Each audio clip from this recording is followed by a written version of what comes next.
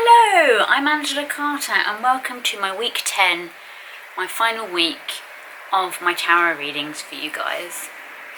Sad face. I am weirdly sitting on my window ledge today because I thought, well, it's the final tarot reading for my weekly tarot readings anyway for you guys, so I thought, why not dramatically change location and talk really loudly over the traffic. If I had the window open, it'd be even louder. Oh, here comes a bus. There it goes. Me doing these tarot videos, it was my way of yes, creating a creative platform for myself. And because I want to be professional creative, no one ever really became a professional creative because I want to be an actress. No one ever launched their career from being a professional tarot reader into acting. So I'm realising that that's not really going to help me in that regard. And also, on the flip side, I carried on because I thought it might help people. Because tarot for me is like one of my own forms of meditation. And I know it sounds weird, but it's sort of, tarot is misunderstood, which is why these videos I don't think are getting that many views. It is about astrology, it links to astrology, and it's not voodoo and Mystic Meg, and like gypsies in caravans predicting when you're going to die and predicting your fortune. It's not that. It can be used for that, but in the general sense, people who understand tarot also know it links to astrology, and I'm very much into astrology, zodiac signs. I'm a very strong Scorpio and I believe in that.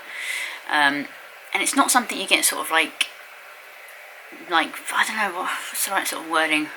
It's not the sort of thing you get irate about, not the sort of thing you get weird about. It's not a weird thing. It's just, if you're feeling stressed, playing with your cards, even shuffling the cards is quite a sort of therapeutic thing. It could be like your own form of meditation. Just sit down, put some candles on, incense, and just like ask a question in your head, or if you don't have a question, you've got crazy energies around you. Sometimes you do a card spread, cards fall out, whichever way you do it, and you can try and hone in on the energies maybe and try and make sense of it in your own head. Even if it's just a coincidence the way the cards fall out, at least it's a way of grounding your mind and gaining that focus you might need if you're feeling stressed or anxious in life. It is a nice way of thinking, oh yeah, that makes sense. Or at least you're using your brain rather than sort of the worry and the fear coming in when you're just left to your own devices. So it's kind of, I wanted people who follow me on my social medias to maybe sort of help them in these times of crisis, because it does help me. It helps me, but over 10 weeks I realised that it's not actually been working, so I think that I need to get back to my own actual proper professional career that I want to do in acting, and also do my vlogging as well, because vlogging is a nice platform to have as well, an extra added bonus to creating videos.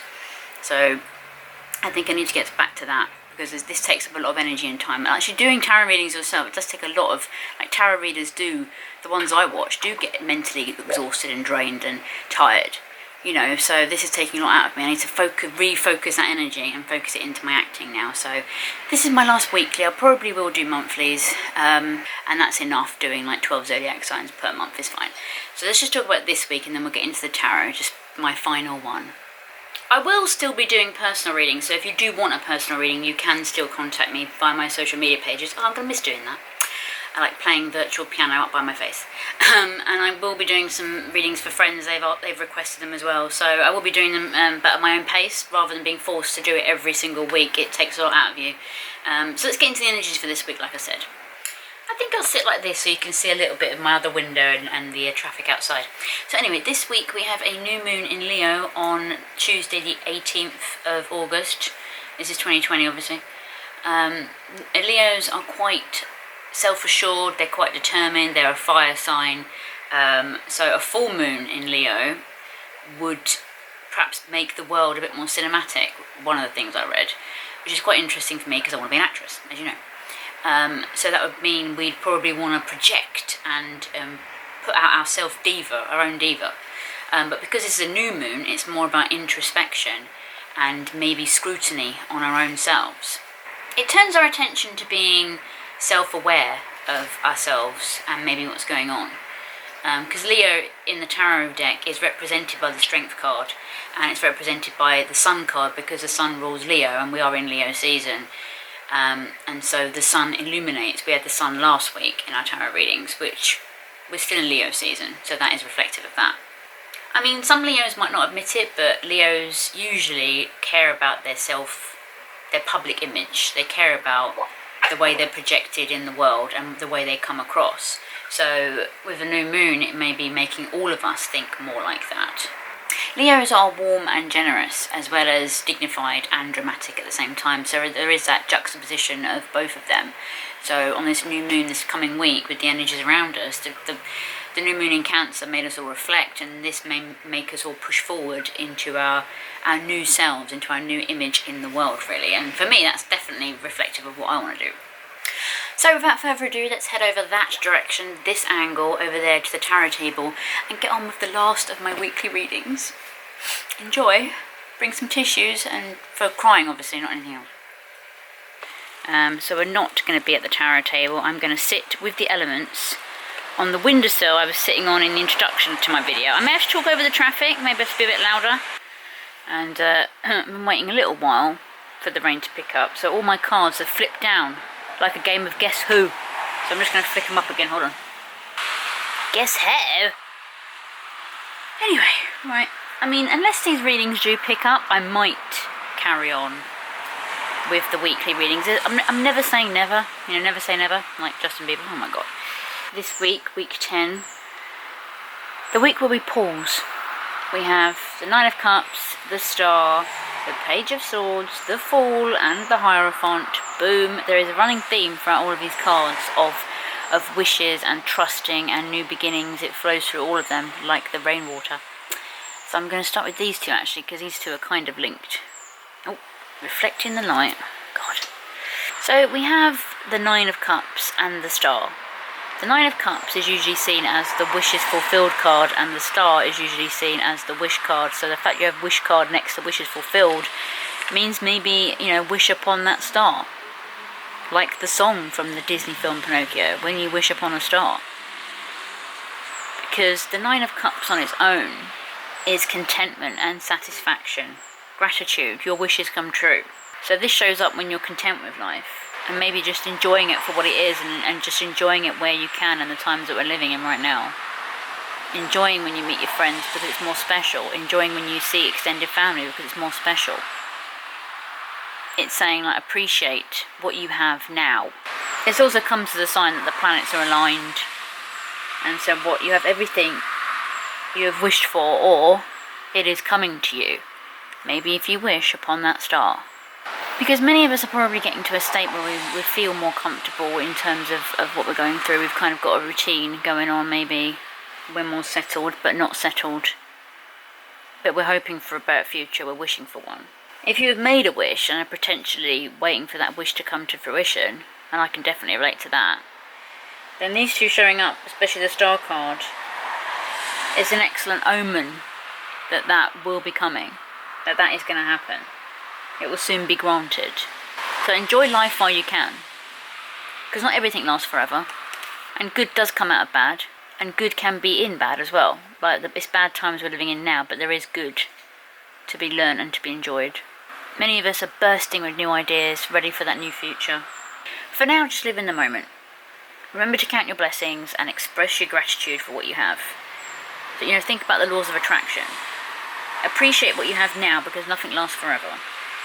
And you are the alchemist of your own destiny. You balance those cups. You can add things in, take things out, pour some in, pour some out. Just do what works for your life. Just make adjustments as and when required.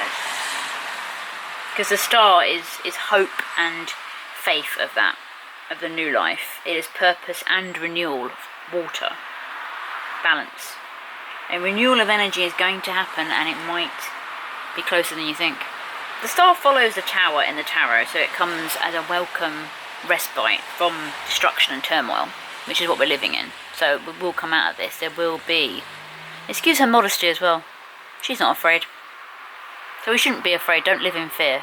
We've endured many challenges, and I think we're all realising who we are at our very core and what matters to us and what makes us happy.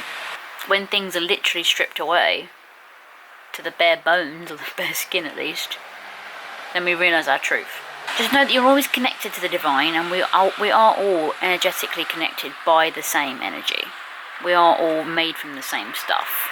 This could mean we're entering a new calming time, and it can't get much worse, can it? Then we have the little old Page of Swords here. Young, fresh, new communication, curiosity and a thirst for knowledge. New ways of communicating as well. This is air energy. We're all learning again, basically. Many of us might be bursting with new ideas and new plans for that new future. You might be starting a new project, learning something new. But just remember that the beginning of something always looks promising. But because this is young, new energy, there are probably going to be teething problems, but accept that. Because this little guy is going to get tired out. You've got to progress to the next stage. You've got to grow. This is also literally new communication. The way you speak to people, the way people are speaking to you, just the way people communicate with each other. Maybe you're starting something like public speaking, or a vlog like this, or a podcast, videos. This is a new exploratory phase for all of us. New. Because then the little fall is here. And the fall is about beginnings as well. It's about innocence. That innocence of new beginnings, that spontaneity, that free spirit. Take that leap of faith. The time we're living in now is full of new potential and opportunities. Regardless of what's on the road ahead, you don't know. You might not know what challenges lie ahead. You don't know what the path will hold, what the journey will lead to. But take the first step anyway. Put your foot on the road and get going. The universe will reward you if you actually move. You can't get to your destiny, you can't get to your wishes fulfilled if you don't move, if you stay still. It's not going to happen. You've got to put the effort in as well. The divine timing thing. People talk about divine timing all the time. Divine timing is not just sitting back and letting the universe bring it to you, because it's going to be really slow. You have to be prepared for it, mentally, physically, energetically. This is all about embracing the unknown rather than fearing it, and that's a big thing for me as well. Fear of the unknown is not nice. The time is now, as Craig David would say. Craig David. This is also an excellent card to meditate on if you have been feeling stressed or anxious. Take a chance on that road and see what happens. Because then the last card to go with all that is the Hierophant. The Hierophant is spiritual wisdom, religious beliefs, and the establishment, maybe business. The hierarchy is the top of the hierarchy of the food chain. The Hierophant encourages you to learn the fundamental principles before you go on that journey. So maybe you need to do some more learning before you take your trip, before you put your foot on your road to destiny. Learn from either higher learning or from a trusted source, like a sort of a teacher or a mentor, or someone trusted in your family and friends in your inner circle. Get advice from them if you're worried about things. Work with them. Or maybe you're becoming the guide for someone else. You're becoming the teacher. Just become the teacher and learn from a place where you respect people and their traditions and their values, their personal beliefs, their views. You don't have to believe them back, but just show some love and compassion.